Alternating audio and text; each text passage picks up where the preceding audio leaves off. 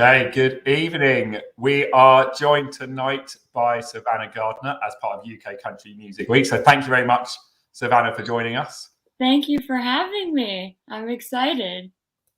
So can you tell us just a little bit about yourself and your musical kind of background to start with? Yes. So I'm Savannah Gardner. I'm from California, but my English connection is that I was raised by English parents. Raised, that sounds funny. My parents are English. And yeah, they raised me in California. And so a lot of my musical influences have been very influenced by my upbringing. And obviously, country music was born in the South. So it's not exactly California music, but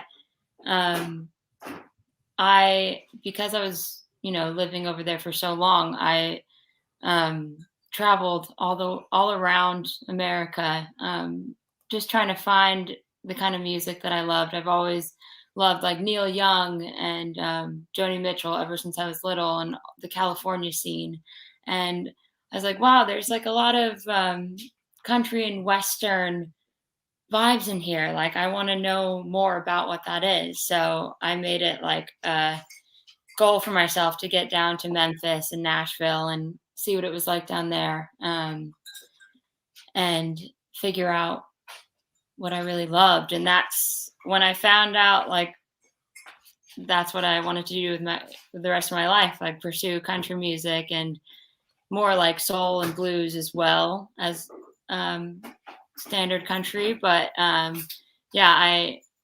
this is like I'm chatting a lot, but like that's kind of how I found out how I loved country, is going to the actual places like Memphis, especially, and visiting Sun Studios and learning more about Johnny Cash and Elvis Presley. And they're like my gods, Willie Nelson, all that. So long story short, yeah, being in a place where I could easily travel to those places was great for me. And I've kind of moved to England 3 years ago and brought that over with me, and just going around London, gigging with country music vibes, and it's working. People seem to like it. So that's where I'm at right now. So are you based around London? Are you kind of, because me and Ian are both kind of south-west London.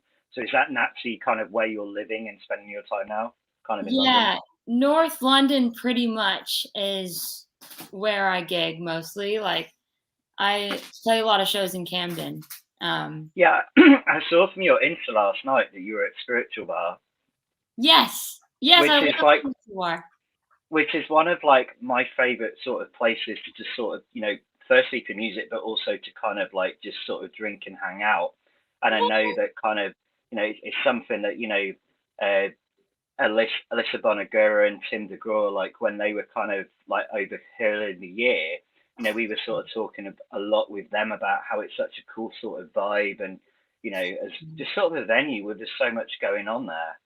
It's so good. Like, I was just telling people about this venue earlier, because it's like one of the few places where they really champion original music. You know what I mean? Yeah. Like, they're not asking for anything else. It's not like bring people in and we'll give you this. It's just like, come here and show your music, and like we want to hear it. And they have a lot of Americana roots in there as well, like Americana and blues. Like, it's such a great place, and it's a great audience as well, because you go there expecting to listen to music. So you get a drink and you sit at your little table and you're waiting for the act. So it's great for an artist to play at. It's a great platform. Yeah. It's definitely a really cool venue. One of those sort of places that, people, you only sort of find it when you stumble across it. Yes. I always tend to hole find in the wall, like gem. Yeah. So for anyone that kind of just kind of like tune in that doesn't know where we're talking about, Spiritual Bar, it was at one time Spiritual Capybara, I think it was called, which is, it's very close to where Barfly kind of was in Camden, sort of that sort of North Camden sort of area, and just like a really, really cool spot. Yeah, Chalk Farm. Yeah. I like Chalk Farm. I like Camden a lot. That's kind of like, because my music isn't like straight country. It's like a lot of infusions in it. Like I feel like Camden works for me, but I'm still new to London, so I'm like, I mean, 3 years old, but the pandemic and everything, I'm still like exploring what kind of scene is out there. But yeah, right now it's North London for me. So how are you finding kind of post-pandemic performing in London? It's like, it's actually like going well for me, I think. Like I put a lot of work in during the pandemic because we had all that time to just, work on whatever you needed to do at home. So I just wrote loads of songs, and I just made it a goal for myself to just get out there and play as much as I could. And I honestly feel like when you put that work in, you get what you give. So it's been all right, and like people have been eager to listen to music as well. So we'll see what happens over the next few months. But since it's all kind of relaxed after the first few lockdowns, it's been pretty great. I've really enjoyed it. And what are the crowds kind of like in these early stages? Do you feel like lots of people are kind of getting out, coming back to gigs, or do you think some people are still kind of a bit nervous at returning? Yeah, like it depends on each place. Like I played at like a couple weeks ago. I played at the Fiddler's Elbow in Camden. I don't know if you guys, yeah, you know it. There were lots of people there, and they were looking for a good time. And then 2 nights ago, I played at a library, and people were like wearing their masks. So I think it just like depends on where you are. I think people want to, but it is scary. Like people don't really know what's going on, and I get that. So you just have to be respectful everywhere you go, really, don't you? And just try to make everyone feel comfortable. I think that's the kind of thing, like where we've been going to kind of gigs and getting out a little bit more kind of around town. It is very different. Like Yeah. if you look, like when me and Ian saw each other on Saturday, up in Islington, where we were kind of with Tyler Fillmore and Matt Ferranti, and that was a very different sort of like vibe and kind of attitude, of what people Yeah. are compared to, when you go down for like a round at Bedford or kind of one of those smaller shows at say the Troubadour or kind of somewhere else, and it is sort of what it is, and like I say, Yeah. London's is a very bizarre beast to anyone that is not familiar with how music works in London. Like as you know all too well, you can play somewhere one night and have a crowd that's completely fully into it, and whereas the next night, like you say, you can play somewhere else and it's people are having that sort of chilled out vibe.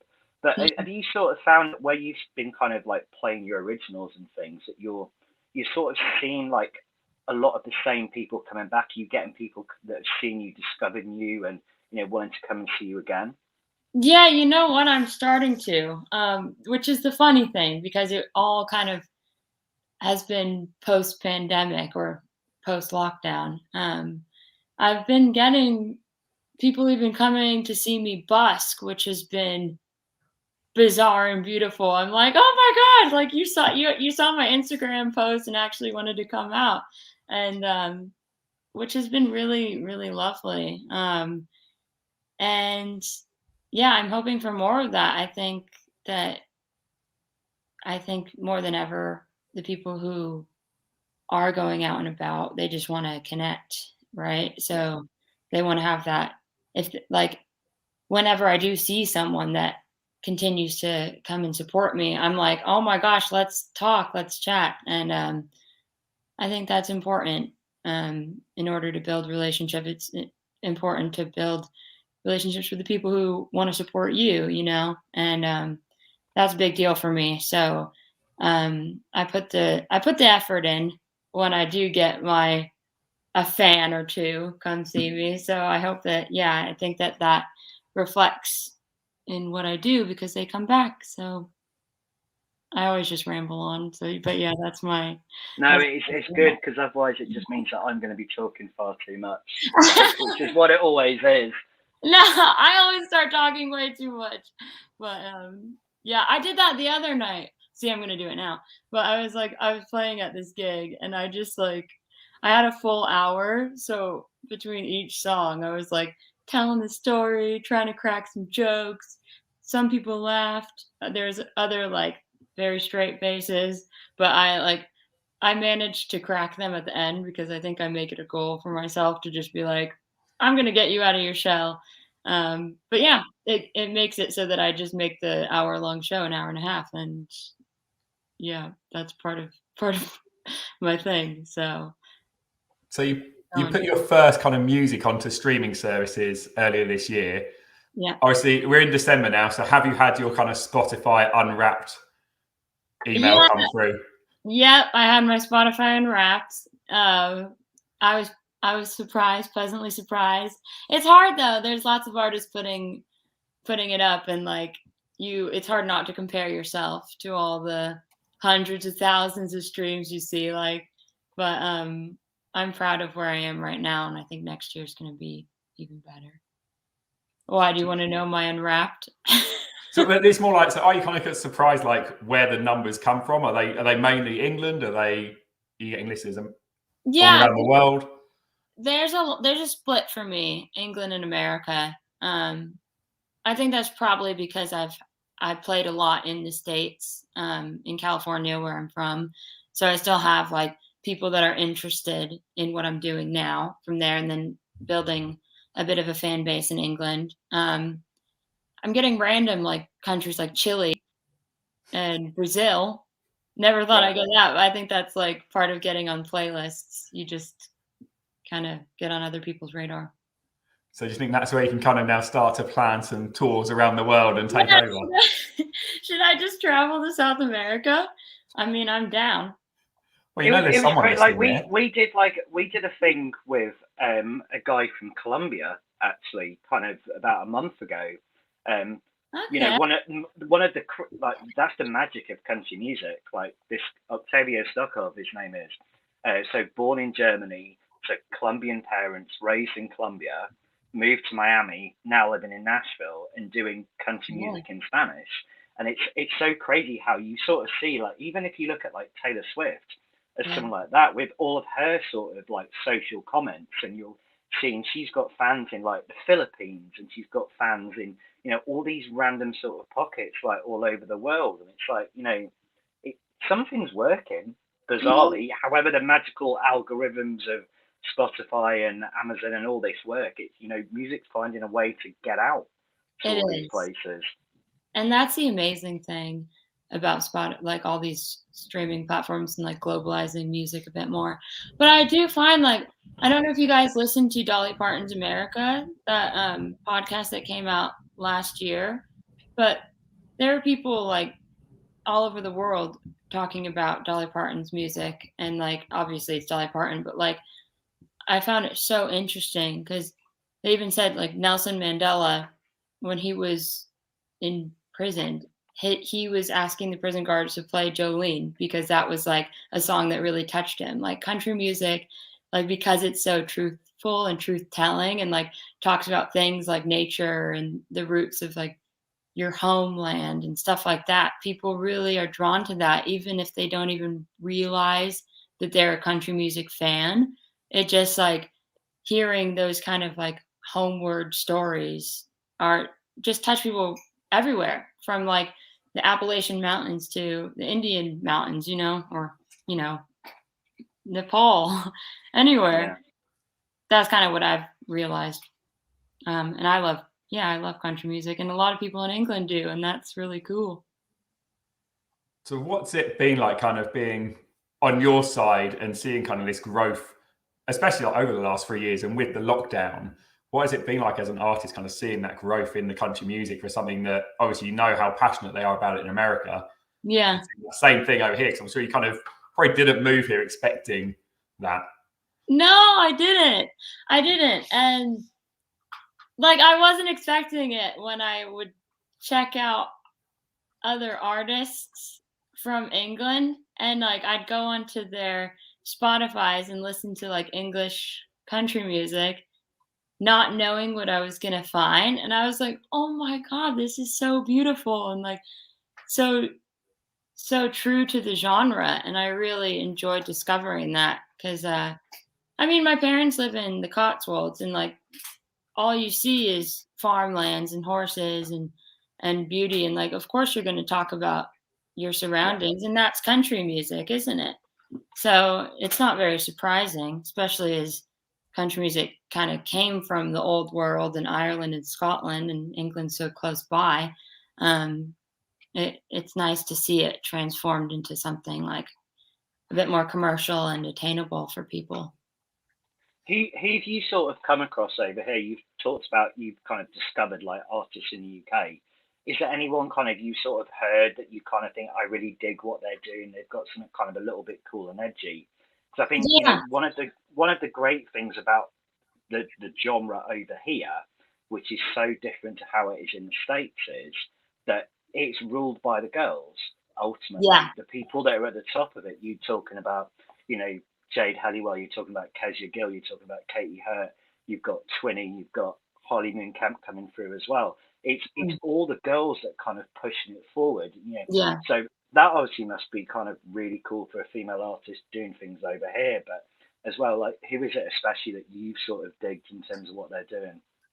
Yeah, you just named them really. Like I just discovered Kezia Gill, which is crazy because like I know she's huge. And that's one of the people I was watching like over the past week. I was just like, you are incredible.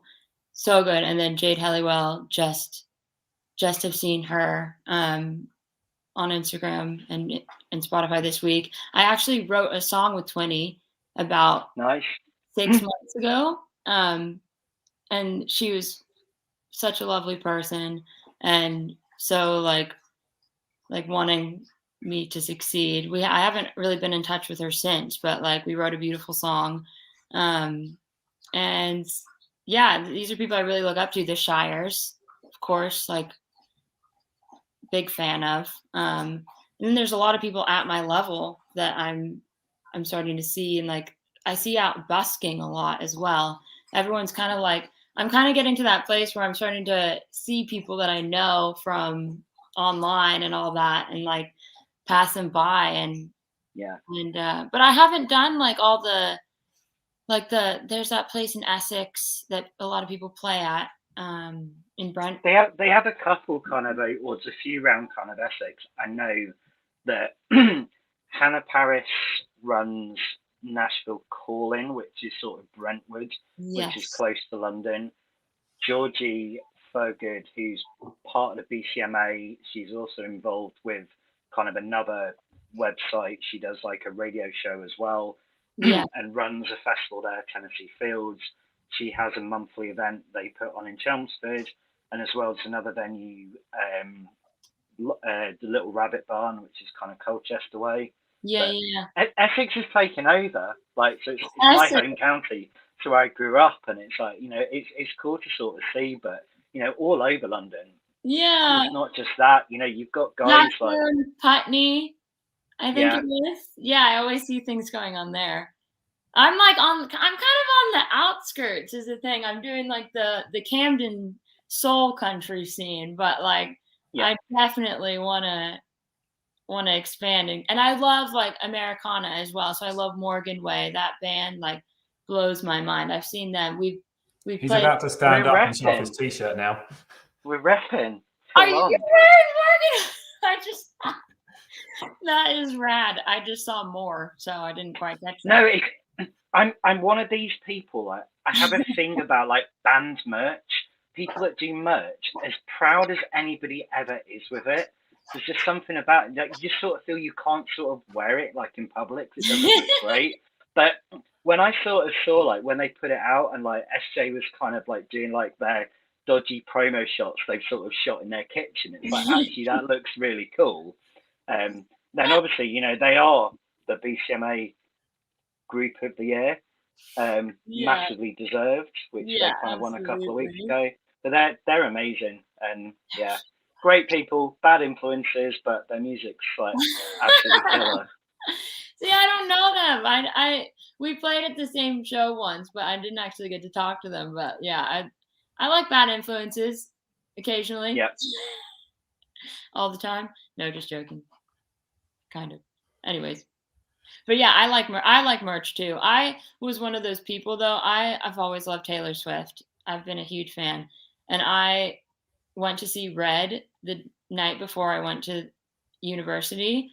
And I went to this like really hipster artsy university called Emerson in Boston. Like they were like talking about like films that I've never heard of, that kind of place, you know, liberal art school in the States, in the East Coast. And I like rocked up in my Taylor Swift red t-shirt, had my Taylor Swift poster, like I put it on the wall, and I was not very popular because I was just like, yay, country. And everyone's like, I like Wes Anderson. Who are you? But yeah, so I get what you mean about merch, but you should wear Morgan Way loud and proud.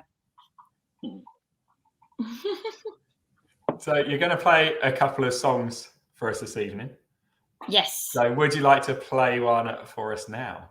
I would love to. Let me just get my dog to stop chomping on his toys. Can you hear that? Can you hear? No. Okay, it's fine. No, I can't hear it. Okay, Blue. I have this husky. I feel like I should just. Okay, are we going for the music now? I lost you guys. That's okay, right? Yeah, Don't worry, we're still here. Okay, but I don't see you anymore. All right. Okay, so this first one I'm gonna do is I haven't put it out yet, but it's a song that I'm recording right now. It's gonna be my next single, and it's kind of about being a woman in a man's world, which is sometimes quite hard. And it kind of ranges from like a personal situation I went through to a professional relationship I went through. And I kind of dedicate it to all the women in my life, but obviously like any man who wants to support it as well I'm obviously very happy to play it too. It's for everybody really. It's called City of Cowboys. Blue, shush. I got a confession. I'm learning my lessons the hard way. A common misconception, thinking I could make a change. I'd be his savior. I'd be his and I'll fight his problems with my love. It'll be okay. So I'll let the truth fall down to my waist. I lost everything. That's how it lays. I'm a lonely cowgirl in a city of cowboys, and my heart's been broken, and you've been my dreams. I'm made up of sycamore branches, and my dreams came along before you. My dreams came along for you.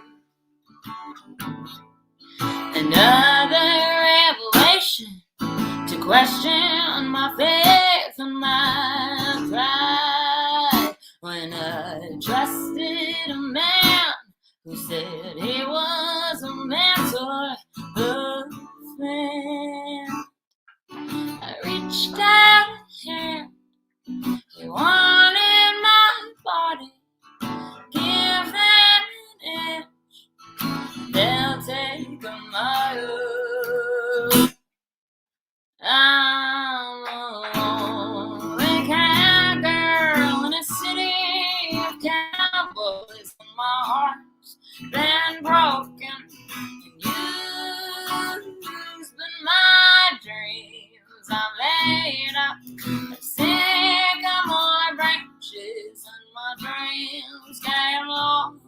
before you. My dreams came along before you. Now I've got a heart and spirit that follows the wind. And I'll be okay. The better woman always wins. My heart's on my sleeves. There are holes in my jeans. I'm all ripped at the seams, but I've still got my dreams. I'm a lonely cowgirl in a city of cowboys, and my heart's been broken and used, but my dreams are made up of sycamore branches, and my dreams came along before you. My dreams came along before you. My dreams came along before you.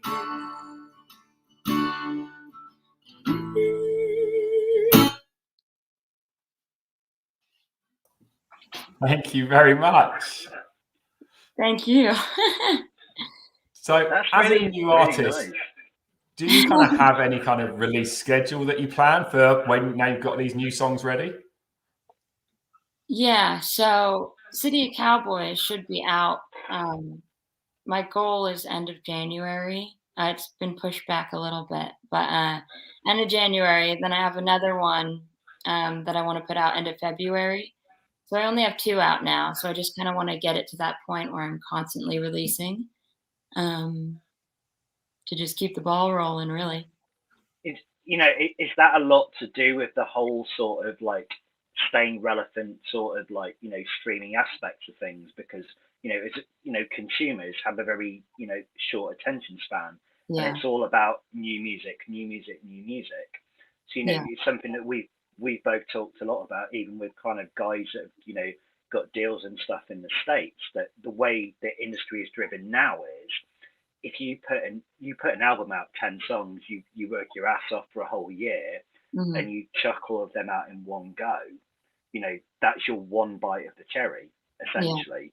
So kind of by doing it this way, it's like, people have kind of listened to what, you put out, they like that, and, they're ready for the next step almost, because it's always so demanding the way that people are. Yeah, exactly. And like I think that most artists' dream is to put out a whole album, right? But it's just the way of the world right now. It's just a singles world, and that's okay with me. Like you just have to adapt, don't you, to whatever the people want. But I have found that like I put out 2 songs, and I haven't had anything since the end of the summer. And now I'm like, okay, I want to get all those just like constantly out so that I can keep the attention spans, just like you said. So you mentioned recording at Sun Studios. How do you go about like getting into somewhere like Sun Studios? Oh my God, I love You just this ring them story. up and like, I want to come record. Like, Yeah. So okay, so I was really lucky. I like telling this story at my gigs too. But me and my friend went to Sun Studios to see it, and then we did the tour, of course. And yeah, the tour guides were, in their 20s. They're cute boys, and they're also doubled up as the sound engineers. So they just like worked at Sun Studios full time. So my friend Brenna and I, we were basically just like, how can we record here? Like, we will bring a 6-pack of beer. Like, can we record after hours? Like, how does it work? And they were like, okay. So basically, we just kind of like weaseled / flirted our way in, and all innocent, of course.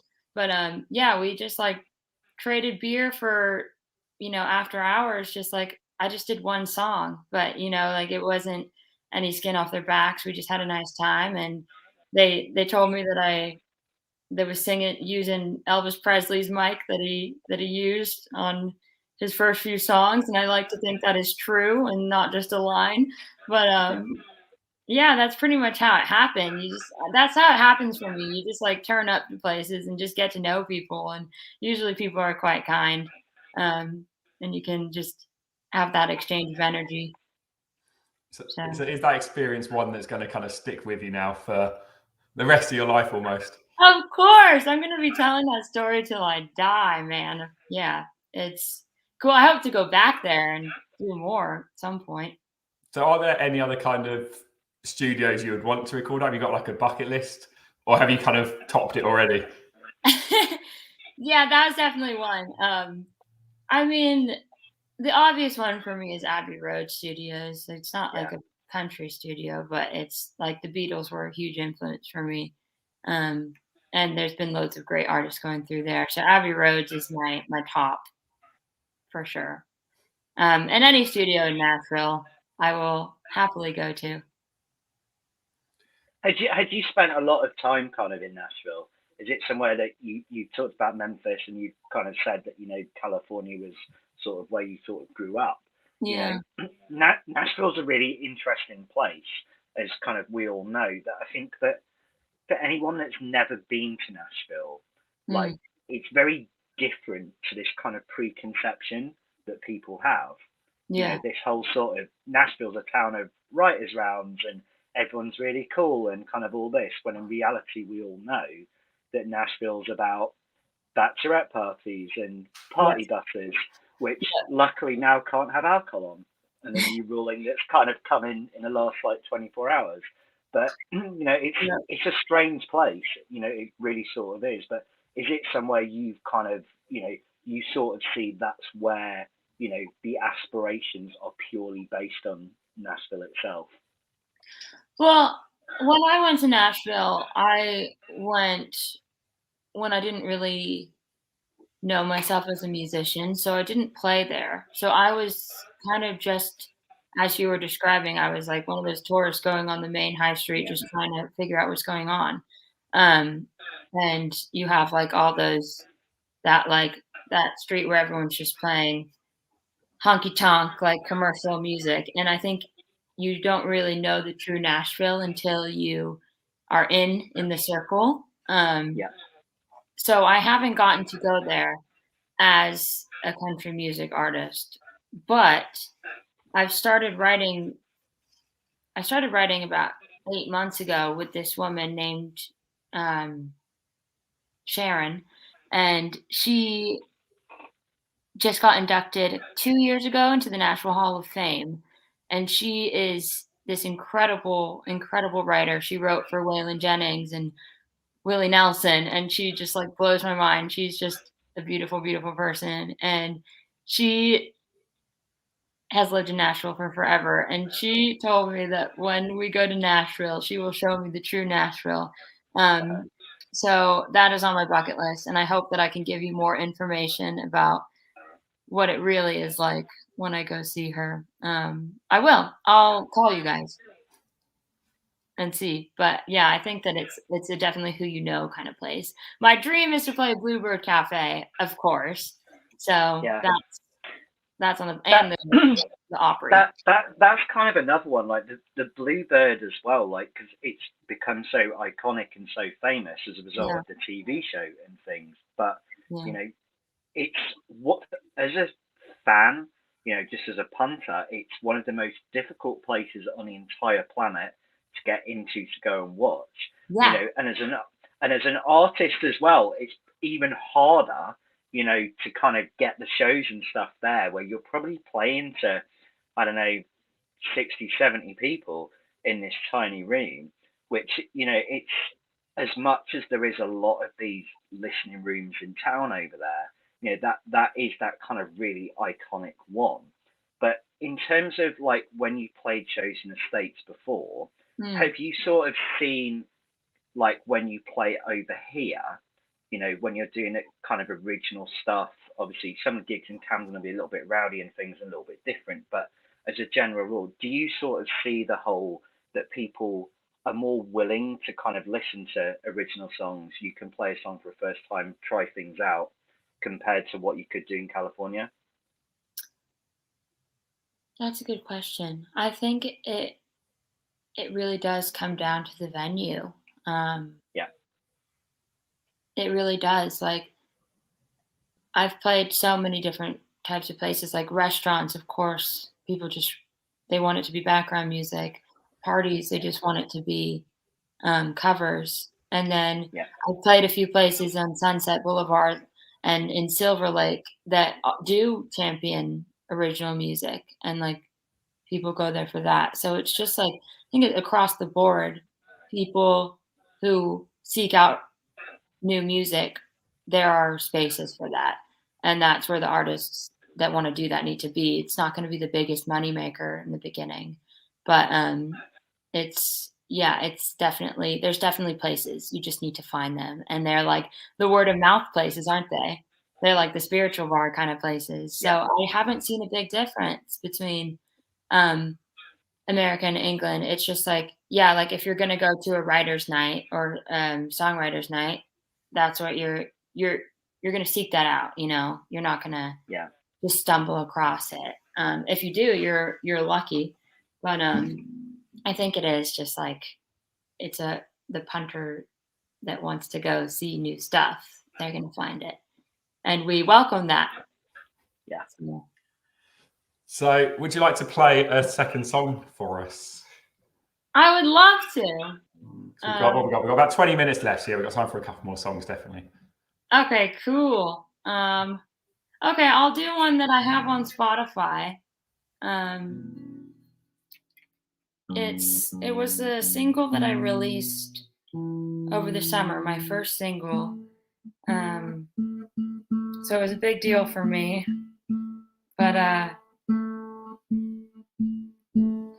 here's the tuning game. But yeah, this song is called Heartbreak River, and it's pretty much just like I wrote it probably the second week of lockdown, just after something kind of big happened in my life, in my personal life, and I was just trying to find my way back to myself again, and like kind of let myself know that no matter how hard things get,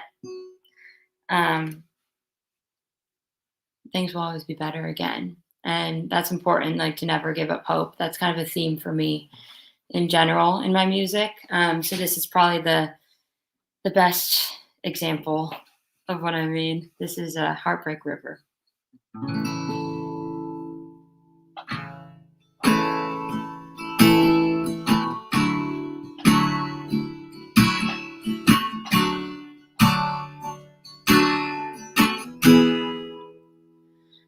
I'd like to look back on my life when I'm older and be proud of the woman I became.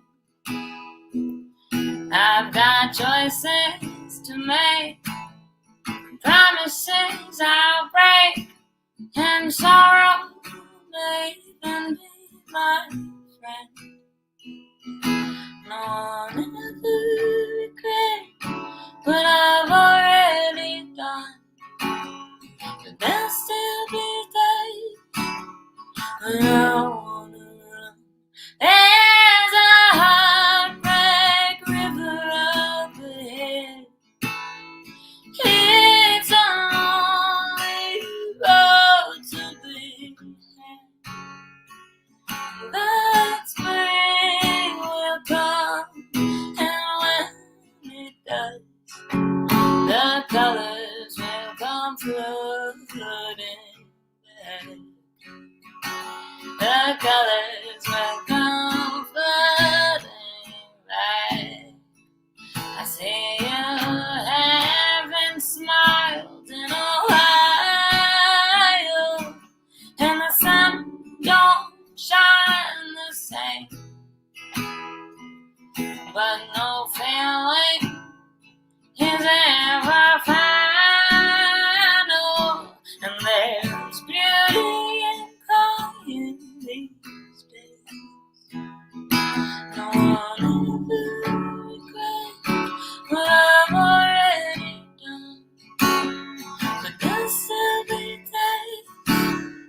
but I wanna run. There's a heartbreak river up ahead.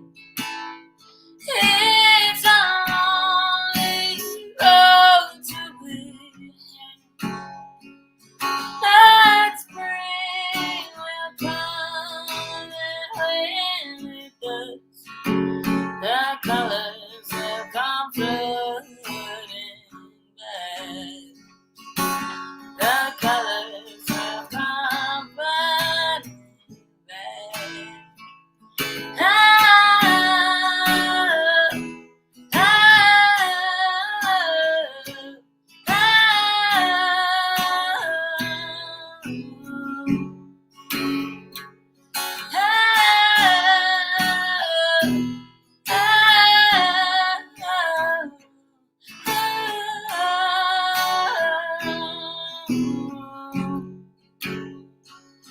There's a heartbreak river overhead. It's only road to the spring will come, and when it does, the colors will come flooding back. The colors will come flooding back. The colors will come flooding back.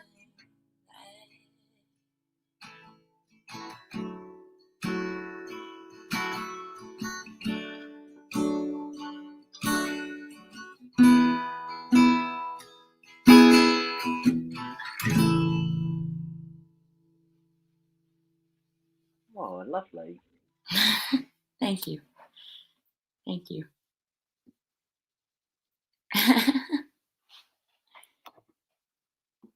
And you on mute? I'm on mute. Good start. That's kind of been like the whole sort of theme for kind of like everyone like during like the last like 2 years now. Like whenever you're sort of doing any of this stuff virtually, the amount of times you've sort of sat there like starting an interview or like a meeting or whatever going, can you hear me? Can you hear me? Can you hear me? And it's like you spend half of your sort of time doing that, and it's like, you know, Yeah. Zoom and all these sort of things have been like a massive blessing and a curse. And it's like, you know, if we'd have all had a crystal ball, I think it would like 100% be one of those things. It's like, you know, end of 2019, what would you have done? It'd be buy shares in Zoom, buy shares in Disney Plus, you know, and you'd be absolutely, because that's pretty much like what the whole sort of like our whole time sort of revolved around.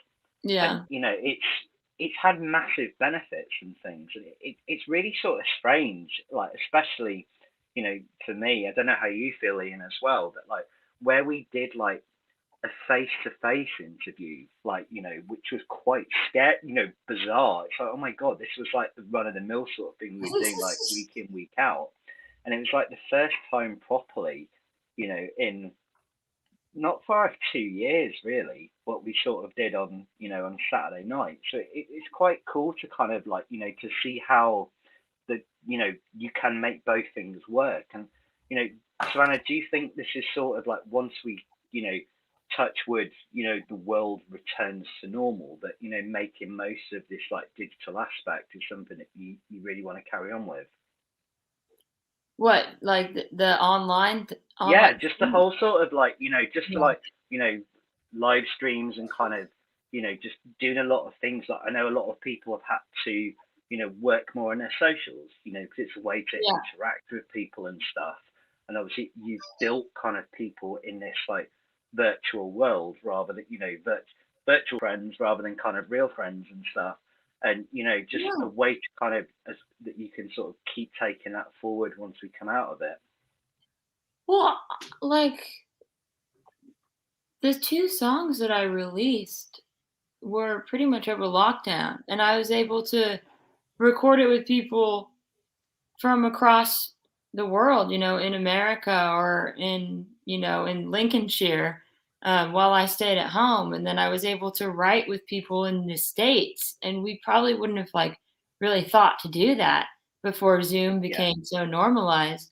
So it's like, as much as like it, I think generally being in the room is the best because you can like feel each other's energy and presence and stuff. But like I've had opportunities that I never would have gone for or even thought that I could have through Zoom and this kind of platform. Like I would have never been writing with people from Nashville, because I wouldn't have gone to Nashville and like made those connections. But we all kind of did that. So it's like and I am enjoying this right now. I'd love to meet you guys obviously in real life at some point, have a pint. But it's I'm happy with both. Like any way to engage with anybody, and we can meet each other without having to like get on a 20-pound train. Am I right? Yeah. I think for me, like, there's been sort of benefits to both sides of things that, we've obviously, in terms of particularly during last year when everyone couldn't leave their house for so long, so people were bored, and we got to spend time like online talking to people we would never have normally had the opportunity to. Yeah, exactly. Like Brad Paisley is a prime example of this. It's like, Brad wouldn't have spent the time, kind of sat in a room with us because he's such a busy guy and he's such a huge deal. But, there's all of us in there and, we get our kind of like 5 minutes to kind of chat and things. And, I got to speak to like TJ Osborne and kind of, a lot of these other sort of people. And it's really exciting to see that it's, we have the technology and we're using it productively in every way possible. Instagram's the most magical thing in the world. for anyone that's involved with anything, like for us, like I said to you before, it's like I saw you played at Spiritual Bar last night, and the reason I knew that was because I saw on Instagram, and that's exactly how the go-to for like anyone. If you're going to find out about an artist to know what they do, Instagram, it doesn't lie. It kind of does everything, and it's brilliant. Pictures don't lie usually. Yeah, and it's so powerful the way that I think that if this would have happened 20 years ago, what's going on in the world, it'd be a very different story to what it is now. Yeah. And although it's been really difficult for kind of people in creative industries, people have found a way.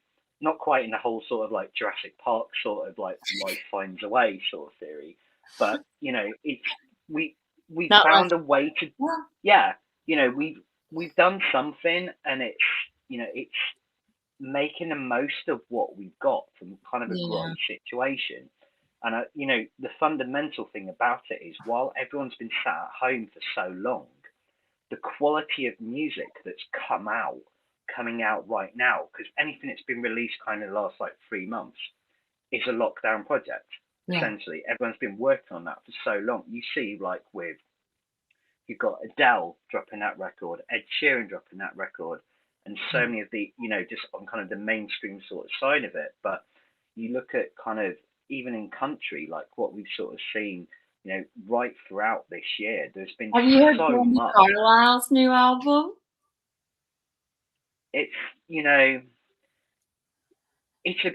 it's a beaut, and like there is there's so much wonderful stuff. And I think as well, like for newer artists it's hard to kind of make that launch and things.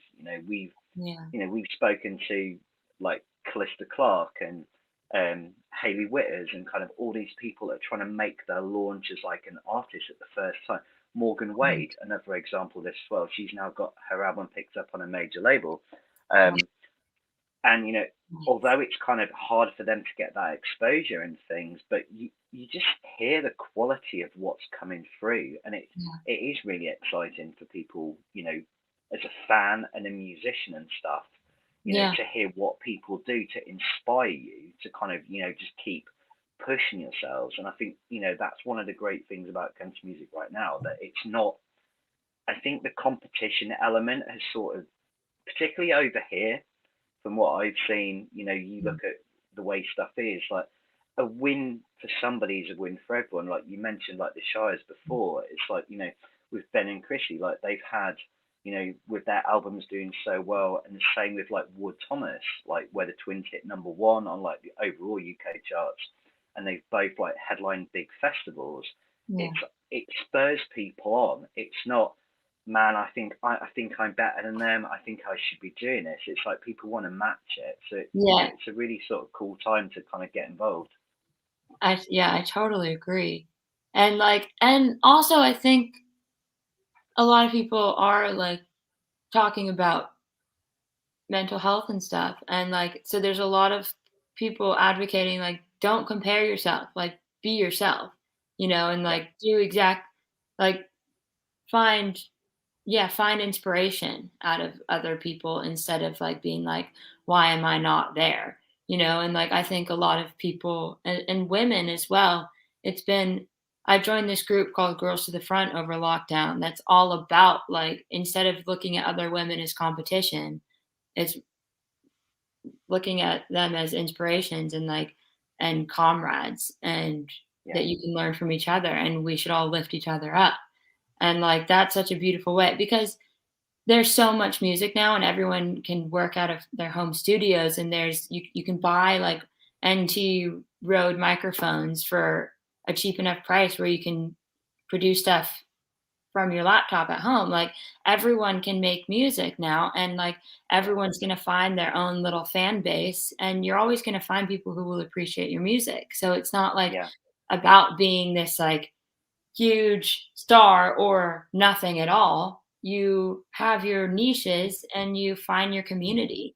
And like yeah. I've been seeing that on Instagram too, just like finding your people is more important Yeah. than beating. I think what you're sort of saying about kind of like women and people finding their sort of niche and things as well, like you only got to look at like this week, like Music Row magazine in Nashville, they brought out their kind of list of like their artists to watch for next year, and you Yeah. sort of look at what's in there where you've got Tierra and you've got Brittany Spencer, you've got Willie Jones, who's someone me and Ian have obviously got to speak to before, you know, from a very different background to any of us. Then you've got Brooke Eden, who obviously sort of came out as she was releasing new music this year. But equally, you've got girls like Calista Clark, you've got Hannah Dasher, you've got guys like Ian Munsick that have been in town for so long. There is that scope for everybody to sort of do things. I think it is, you know, it's a really sort of cool time for music.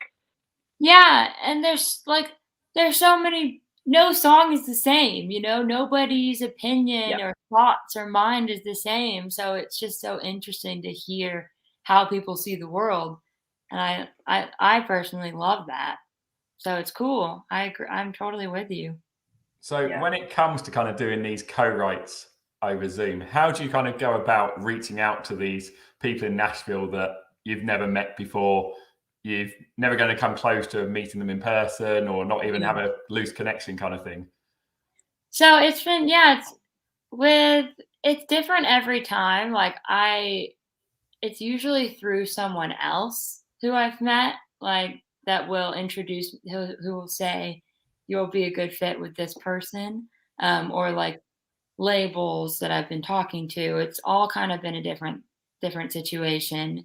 I had a lot of good experience with the app Clubhouse. I don't know if you guys, Yeah, yeah, Clubhouse. Just showing my music on that platform was um, really good for me because it just like let people who I would never ever meet ever listen to some stuff and and actually connect with me and reach out and give me advice or hook me up or ask me to do a job for them. Like I've done a lot of session singing as well from Clubhouse. So it's just networking, isn't it? Like that's just the best yeah, way to do it, which I didn't really do because like you probably don't think this at all, but like naturally I am quite a shy person. It's taken work for me to put myself in the game. I've always tried to just do things on my own and it wasn't working. And then once I actually put myself out there and started talking to people, that's when everything changed.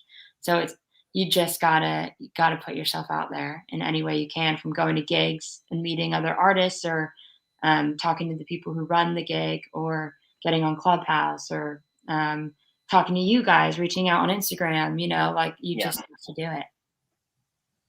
So yeah. So you talk about obviously managers of gigs. Do you notice kind of when you talk to those event managers and things that they start to like rebook you and pass your name on to other people? Is that kind of such an important thing for getting these live shows? Oh yeah, for sure.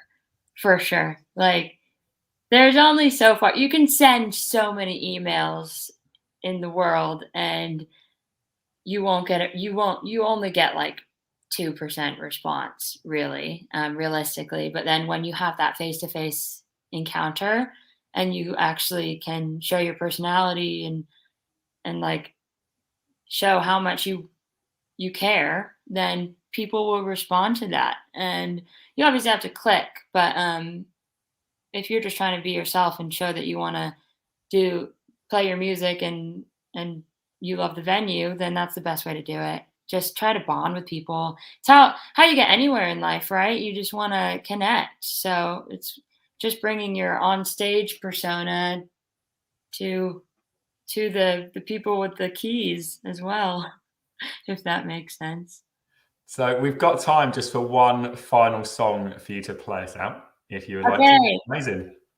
Okay, cool. I'm gonna play kind of my upbeat honky tonky song. This one's like a marathon for me to play, so I need to have my water.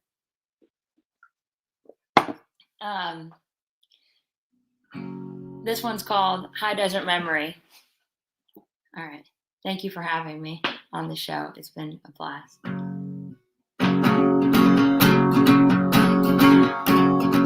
got the nerve to say I'm better off without you. Is this a showdown? Am I thinking you at high noon? Who's gonna fight the first shot? You wanna talk to a job? Nothing left to say. It's too late. Here in this ghost town, it's not easy to remember the gold things and all the drinks we spent together. Who's gonna step on the line? Who's gonna wave me goodbye? So do you say it's too late? This is a dead-end relationship. Tumbleweeds are rolling down the street. There's no point reminding. It's a high desert memory. If I were bleeding, couldn't put me any deeper. I guess we finally woke up to sleep. Who's gonna have the last word? Who will admit that it hurts? So do you say I know you want to anyway? This is a dead-end relationship. Tumbleweeds are rolling down the street. No point reminding it. It's a high desert memory. We could go on like this, but why waste the time? Calling to try and quit, but I won't change my mind. This is a dead-end relationship. Tumbleweeds are rolling down the street. There's no point reminding it. It's a high desert memory. There's nothing left to say. It's too late, like the day the ricochet. We're gonna fade away.